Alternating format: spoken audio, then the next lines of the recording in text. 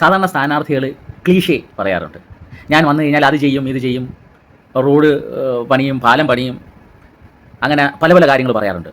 പക്ഷേ പാറശാല കരുമാനൂർ ബ്ലോക്ക് ഡിവിഷനിലെ പാറശാല ബൈജു എന്ന് പറയുന്ന കേരള കോൺഗ്രസ് പാർട്ടിയിലെ ഓട്ടോ ചിഹ്നത്തിൽ മത്സരിക്കുന്ന സ്ഥാനാർത്ഥി അദ്ദേഹം പറഞ്ഞത് വളരെ വ്യത്യസ്തമായിട്ട് മാത്രമല്ല, മനസ്സിൽ തട്ടുന്ന കാര്യങ്ങളാണ് പറഞ്ഞത്.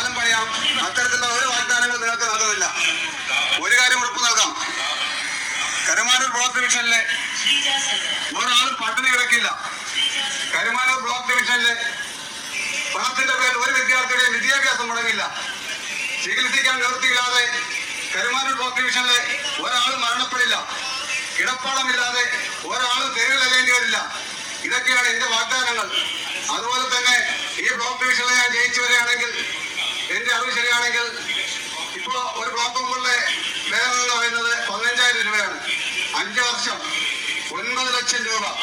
ഈ 9 ലക്ഷം രൂപയും ഈ കരുമാനൂർ ബ്ലോക്ക് ഡിവിഷനിലെ നിർദ്ധരായ രോഗികൾക്കും അതുപോലെ തന്നെ പഠിക്കാൻ നിവൃത്തിയില്ലാത്ത വിദ്യാർത്ഥികൾക്കും നൽകുമെന്ന് ഈ അവസരത്തിൽ ഞാൻ പറഞ്ഞുകൊള്ളുന്നു.